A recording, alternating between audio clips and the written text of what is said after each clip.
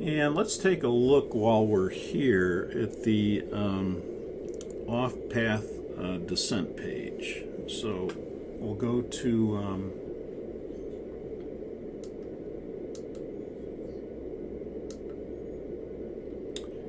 right now the cruise page is active.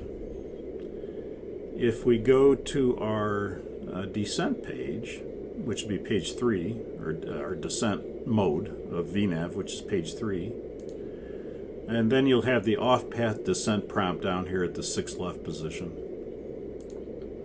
When you select that on, the end of descent point will be the point that's here under descend to, which is runway right now, runway 34 right, 57 miles ahead, and then, you know, any altitude would be 410 feet. That's automatically set in there. But let's say we want to analyze where we're going to be in reference to Olympia. So let's put in Oscar Lima Mike, or we could go get it actually. Let's just bring it to the scratch pad, bring it back to the VNAV page, and then we can put that on the off-path descent. We'll go descent page, next page, go off-path descent, and then we can put that up here at 1 left. And now it says, well, what altitude do you want at Olympia? Well, let's say we want to see where we're going to be at, can we go present position direct to Olympia and make it by 2,000 feet? So we'll put 2,000 feet in there just for the heck of it. And now we'll turn our display on. And you can see now it gives us a picture. Let me increase the range. So it gives us a picture of the fact that we're inside the clean circle and we're just about to hit the drag circle. It's 1 mile ahead of us. So now we're at the drag circle. So what this means is that if you were to turn into Olympia right now and bring the thrust levers to idle and extend the speed brakes fully, you could make Olympia at 2,000 because we're right at the drag circle. If you were outside the clean circle, you could go to Olympia, idle thrust, no speed brake, and make it at 2,000 feet. The way it is right now, we're inside the drag circle, so even with idle thrust and full speed brakes, you're probably going to have a little bit of a tough time making 2,000 at Olympia. You'd be close. We're kind of paralleling it now, you know, we're not going direct. But we are inside the drag circle now, so that means even with idle thrust and full speed brake, you won't be able to make Olympia at 2,000. Almost, probably, but not quite. In between the blue and the white, you'd need some form of speed brake. Idle thrust, some speed brake will get you down to 2,000. If you're outside of the blue circle, you're in that outside the clean range, then you could go idle thrust, no speed brake, and make Olympia at 2,000 as long as you're out here somewhere. Let's increase this altitude just to look at it. Let's go to 5,000, because that's what we're going to be doing, is going probably to 5,000 here shortly. Now you can see that if we put 5,000 in here, we are outside of the clean circle.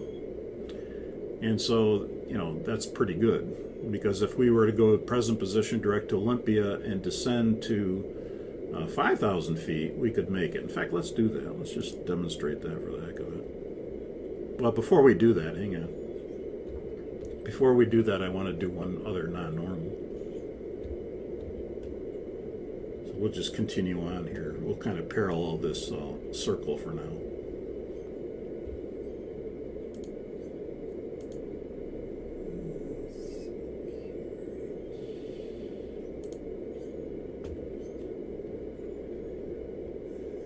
Okay, looks like we've got a couple ICAS messages. Fuel override 3 forward, fuel override 3 aft. I'll fly the airplane. You got the checklist for fuel override 3 forward and aft.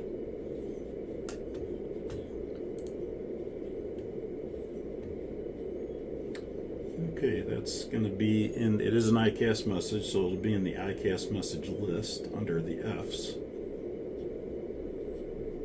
And the message is fuel override 2, 3, aft and forward. And we have fuel override 3, forward and aft. So it's going to be this procedure for section 12.17. Fuel override 2, 3 aft is what we have. I'm sorry, we have fuel override 3 aft was the message. So we have a pressure light in the fuel system.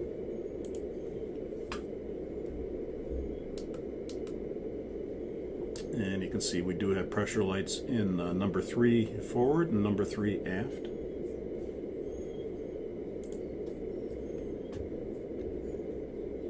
And so our message is fuel override 3 aft and forward. Condition, the pump pressure is low. Override pump switch, and this would be number 3, forward and aft off. Okay, so fuel override 3, forward and aft off. Choose one. A single override pump in tank 2 or 3 is inoperative, or both override pumps in tank 2 or both override pumps in tank 3 are inoperative. Well, that's the case we have. We have both override pumps in tank 3 are inoperative.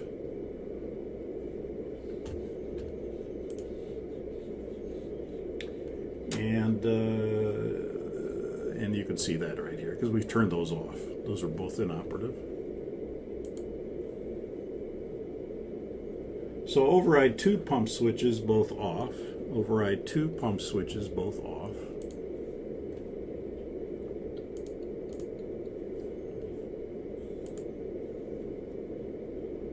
Override 3 pump switches both off. Override 3 pump switches are already both off. As you can see here, we've got this off and this off. And then main 1 pump switches both off. Main 1 pump switches both off. And main 4 pump switches both off. Main 4 pump switches both off. Off. And then we have when the fuel tank to engine message shows, then we're going to bring the main 1 and main 4 pump switches both back on, and then we'll close cross feeds 1 and 4. So we're set up for now, and once we get the fuel tank to engine, then we would go ahead and configure tank to engine basically. So if we look at our fuel synoptic, and let's go back to Direct Olympia now. Give me Direct Olympia, there's Direct Olympia, I like it, execute, LNAV's available, LNAV's engaged, and we'll go back towards Olympia so I don't get too far out here.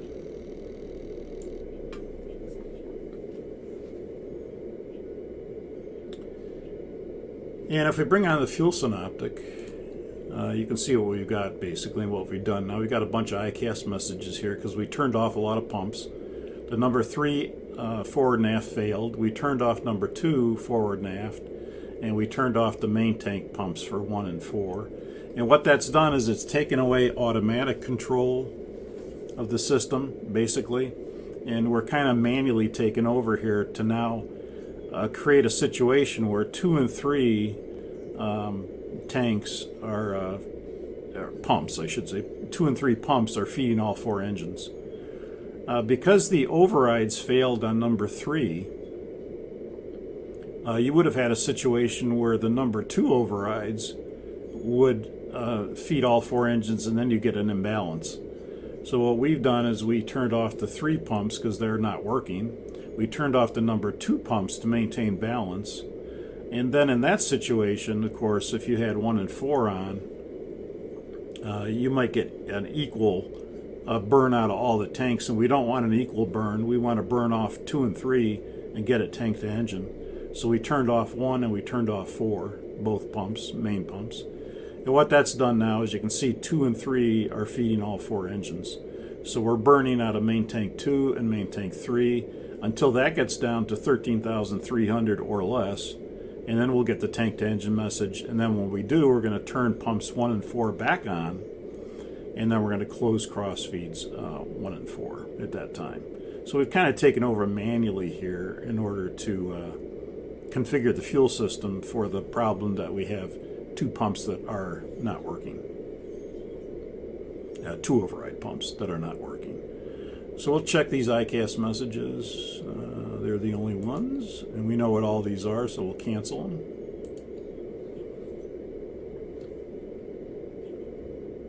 And that completes the, well, it doesn't complete the checklist. We're down to the point where we have to tank to engine. We'll go through the rest of the checklist when we get tank to engine. So that completes it for now. And we'll get rid of the fuel synop. We could leave this up here as a reminder that we're burning out at 2 and 3 and watch it. I'd probably want to do that. I'd probably keep that up there instead of blanking it out. Let's go back to that off-path descent page again. Cruise page, next page, which is descent, and then off-path descent. And now you can see that we're 14 miles to the clean circle. We're heading to Olympia. And so anything out here, idle thrust, no speed brake, we'll make Olympia at 5,000. As soon as we penetrate the clean circle, we'll get the drag circle. And that'll be white inside of here. And then if we're inside of the clean circle, it'll take partial speed brake, some form of speed brake, and idle thrust to get to 5,000. And then, of course, if you're at the drag circle, it's going to take idle thrust and full speed brakes to make 5,000. And if you're inside of it, you're not going to make it even with idle thrust and full speed brakes. So that's what this tells you. It just allows you to analyze something that, you know, maybe you're off your route, off your path, and you want to analyze, can I go from here to here and make this altitude? And you could do that with the off-path descent page.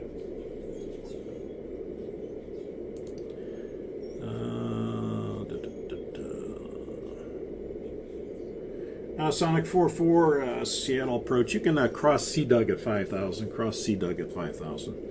We'll cross CDUG at 5,000. Sonic 44 heavy, Roger. And Sonic 44, expect the RNAV Yankee runway 34 right approach. Current weather is unchanged. The Seattle altimeter 3000. 3000 Sonic 44. We'll cross CDUG at 5,000. Okay, so we'll put 5,000 in at CDUG. We'll execute that.